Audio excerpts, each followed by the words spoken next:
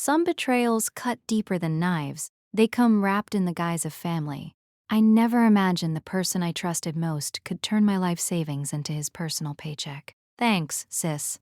Dylan's voice cuts through the quiet Monday morning bank lobby like a blade as he grabs the $52,000 cash envelope from my hands. The money counting machines buzz behind us, and I feel every whisper from the curious crowd ripple across the polished marble floors. He pats my shoulder with a grin like I'm a loyal dog as he stuffs my life savings into his designer jacket. Every penny from 8 years of teaching special education gone in 30 seconds. Just like 2015 when I saved his failing bar from bankruptcy. I remind myself silently, that's what family does, right? The teller watches in stunned silence while other customers pull out phones, capturing every humiliating moment. Dylan whistles as he strolls toward the exit, calling back casually, "You know I'm good for it, sis." I see a dozen phones recording my embarrassment in the reflection of the security glass. Someone mutters behind me, "Jesus, his own sister, and he cleaned her out completely." I stand alone, thinking, 32 years feeding a leech who says thanks only when he needs money and calls me crazy when I ask for it back. The automatic doors click closed behind him, leaving me with $47 in my account and the taste of metal in my mouth. But this time, something is different. This time, I refuse to swallow the rage. I drive my beat-up Honda Civic through suburban streets of Aurora, past identical ranch-style homes where normal families probably have normal problems. The gaslight glows like an accusation on my dashboard, another luxury I can no longer afford thanks to my generous donations to Dylan's lifestyle. I pull into the parking lot of his luxury apartment complex, where BMWs and Mercedes gleam under the Colorado sun. My Honda looks like a refugee among royalty. Through the floor-to-ceiling windows of his third-floor unit, I see movement inside. He's probably celebrating his latest financial conquest. Memory hits without warning, sharp and bitter as winter air. December 2015. Olive Garden on South Colorado Boulevard. Breadsticks growing cold on red checkered tablecloths at my master's degree graduation party. My parents made a grudging concession to mark my achievement. I'm 31, finally earning my special education certification after years of night classes, while Dylan starts his photography studio. Mom announces over my untouched celebratory tiramisu that he needs $15,000 for professional equipment. The entire extended family turns expectant eyes toward me. Aunt Carmen nods approvingly because Rachel has that stable job now, and Uncle Roberto raises his Corona in a toast to family investments. My graduation becomes Dylan's fundraising event, my diploma reduced to proof of earning potential. Breadsticks taste like sawdust, but I smile and agree to fund family dreams. Another memory hits like a sucker punch. July 2001. I'm 13, standing in a pink quinceañera dress that will never see its party. Mom explains why my celebration money went to Dylan's legal fees instead, eyes avoiding mine. Family forgives, family protects, she says. My dress hangs in the closet for 2 years, gathering dust and moth holes as a monument to misplaced priorities. Dylan gets a lawyer. I get a Walmart cake and a lecture about understanding family loyalty. 20 years later, in this parking lot, with an empty bank account, I finally understand the lesson they were really teaching. Dylan's mistakes always become family emergencies, while my achievements become opportunities for someone else. My phone buzzes with a text from Dylan. "Thanks for the loan, sis. You're the best loan." I delete it without responding and begin planning my first act of rebellion. I spread Dylan's business documents across a corner table at a bustling coffee shop.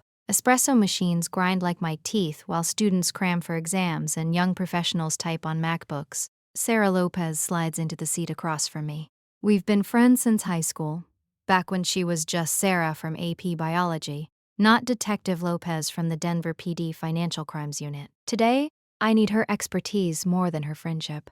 Her eyes scan Kyle's LLC registrations, her trained instincts already picking out discrepancies. I explain the morning's bank withdrawal, the pattern of family investments, and Dylan's mysterious success despite no visible clients. Her expression darkens with each revelation. "These numbers don't match any legitimate business model," she says, finger tracing the LLC documentation. 80,000 last year. Where are the client contracts, invoices, or receipts? She flips through more papers showing Vegas trips, designer clothes, and luxury cars bought with my money. You're not investing in his career. You're funding his lifestyle while he plays artist. My stomach drops as she highlights how every major business expense corresponds to my bank withdrawals. Family doesn't bleed you dry while calling it love. That's organized crime with birthday parties, she says loud enough for nearby tables to hear. The Rhino Art District Gallery throbs with opening night energy. Wine glasses clink, intellectual conversations buzz around me, and photographs of children, my students, hang framed with price tags ranging from $2,000 to $5,000. Emma, my nonverbal autistic student, stares back from one photograph, and Marcus, my student with Down syndrome, represents society's overlooked humanity. These are my kids, my classroom, my trust violated and monetized.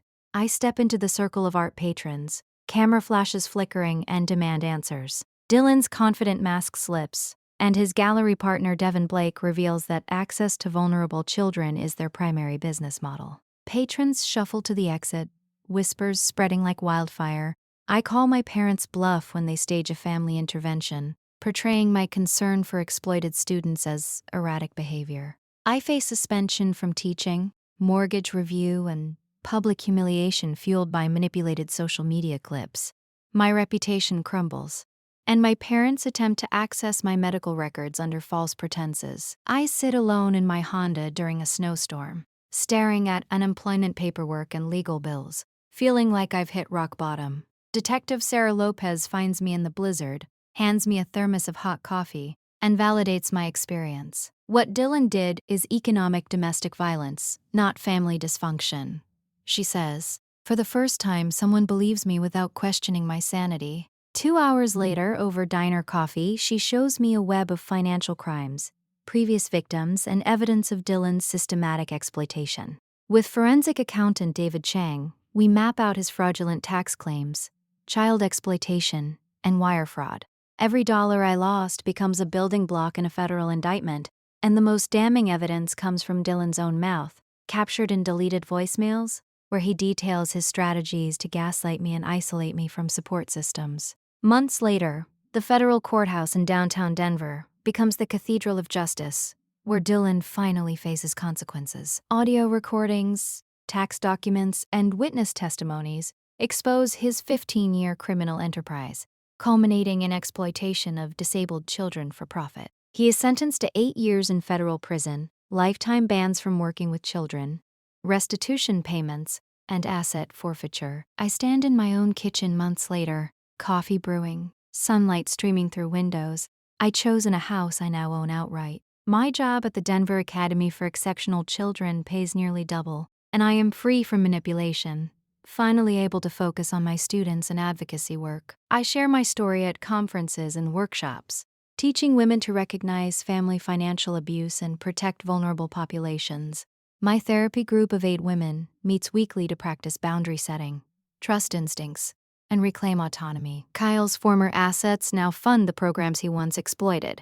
I decline letters and calls from prison without hesitation, focused on freedom and justice. Standing alone, I reflect, love doesn't require a price tag, a business plan, or access to vulnerable people.